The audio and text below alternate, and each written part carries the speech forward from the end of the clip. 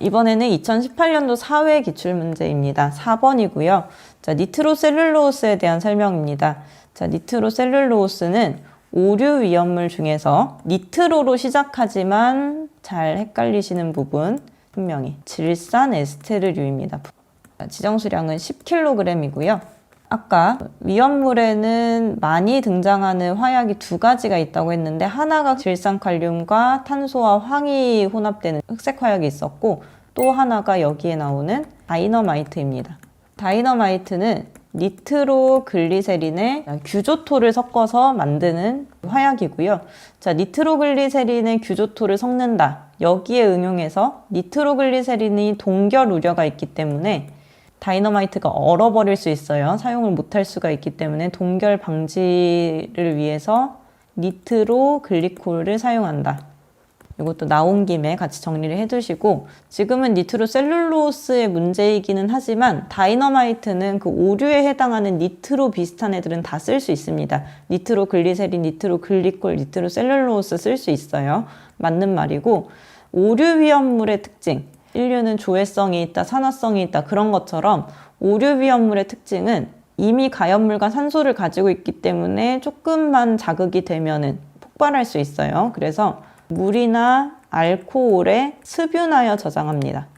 습윤한다는 거는 아예 뭐 담근다기보다는 약간 적신다는 뜻이에요. 자, 물과 알코올에 습윤하여 저장한다. 그래서 물과 혼합하면 위험성이 감소됩니다. 자, 셀룰로스에 진한 질산과 황산을 작용시켜 만든다. 자, 어떤 물질에 니트로라는 말이 붙으면 원래 있는 물질에다가 질산과 황산의 혼산으로 반응시킨다는 뜻으로 보시면 됩니다. 그래서 질산과 황산을 가지고 니트로화 반응시켜서 셀룰로스가 니트로셀룰로스가 된 거예요. 이런 방식으로 사료위험물인 글리세린을 니트로글리세린으로 만들 수 있고요. 사료위험물인 톨루엔을 트리니트로 톨루엔으로 만들 수 있습니다. 그래서 니트로와 반응이다, 니트로가 된다라면은 이런 반응을 거친다라고 보시면 되겠습니다. 4번 분명히 니트로 화합물이다. 니트로가 아니죠. 니트로로 시작하지만 니트로 화합물은 트리니트로톨루엔, 트리니트로페놀, 디니트로톨루엔, 디니트로페놀 여기까지고요. 니트로로 시작하는 이 부분은 질산 에스테르류입니다. 그래서 4번이 답이 되겠습니다. 자, 11번입니다. 위험물의 화재 위험에 대한 제반 조건을 설명한 것으로 옳은 것은 연소 화재, 불이 나는 거는 가염물과 산소 공급원과 점화원이 같이 모여야 가능합니다. 자, 이 중에서 점화원, 온도를 높여주는 라이터나 정전기나 불꽃 이런 것들이 될 텐데 자, 불이 붙는 온도를 인화점 또는 발화점으로 구분을 할 수 있어요. 불이 붙는 온도인데요. 인화점이 100도씨인 것이 있고 또 마이너스 20도씨인 것도 있고 이렇게 인화점이 위험물마다 다 다릅니다.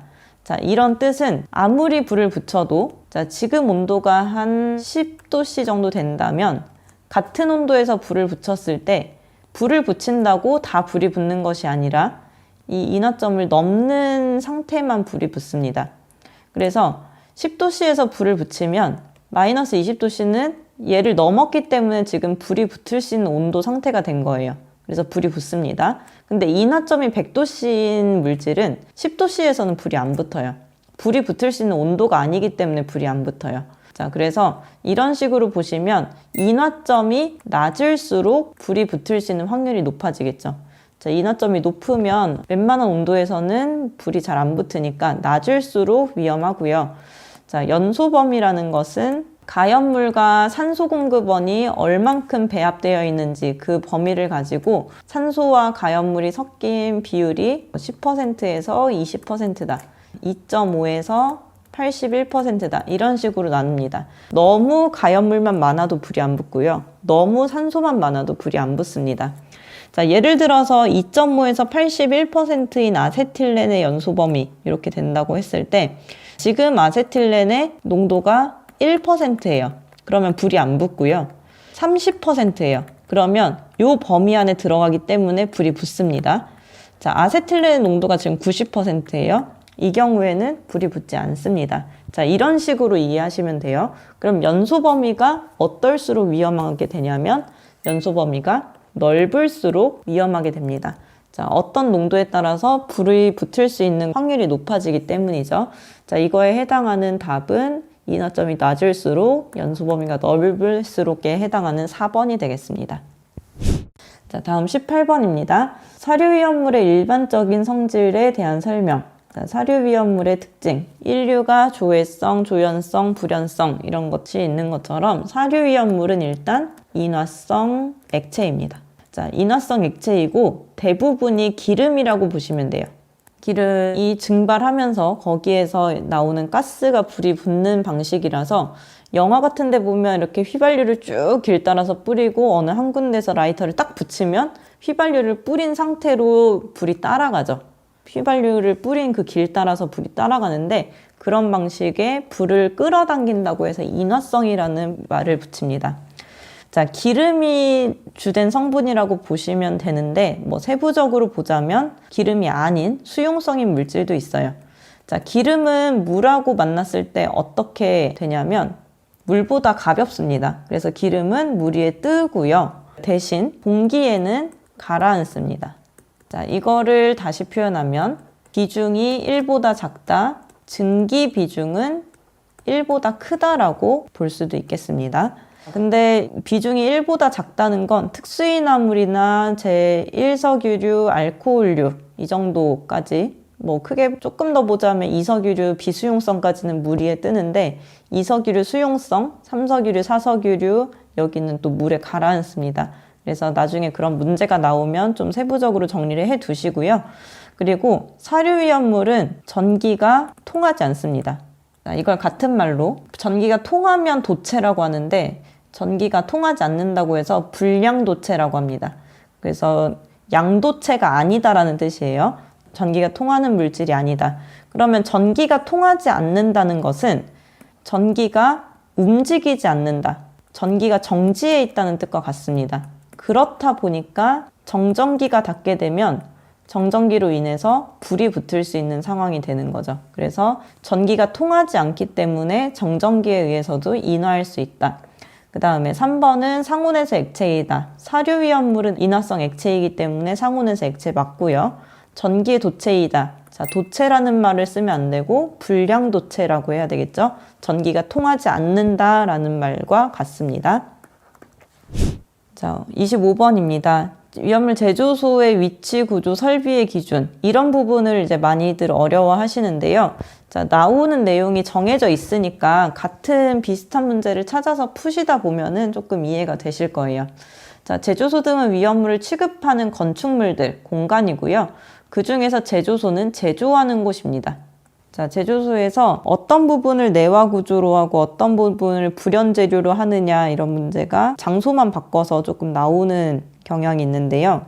자, 일단 제조소는 위험물을 제조하는 공간이기 때문에 반응이 일어날 수도 있고 여러 가지 마찰이나 이런 것들이 생길 수 있습니다. 그래서 건축물의 벽, 기둥, 바닥, 보나 석가래는 천장을 얘기해요. 다 불연 재료로 해야 됩니다. 자, 어디를 불연 재료로 하느냐, 어디를 내화 구조로 하느냐 막 이런 것들이 헷갈리게 만드는데 제조소는 제조하는 곳이기 때문에 제조하다 보면은 반응도 일어나고 위험한 상황이 많다. 그런 위험한 상황이 많으니까 아예 불에 탈 수 없는 재료로 만든다라고 이해를 하시면 되겠고요. 이거랑 연결지어서 하나 더 말씀드리면 옥내 저장소. 자, 옥내 저장소에서는 천장에 있는 부분은 보나 석가래라고 하는데 여기를 불연 재료로 해요. 그리고 벽과 기둥, 바닥 같은 이 아랫부분 있죠? 벽과 기둥, 바닥은 내화 구조로 합니다. 그리고 뭐 다른 건축물은 어떻다 다 정리하지 마시고 이거 딱 두 개만 보고 갈게요. 제조소는 위험하니까 싹 다 불연 재료.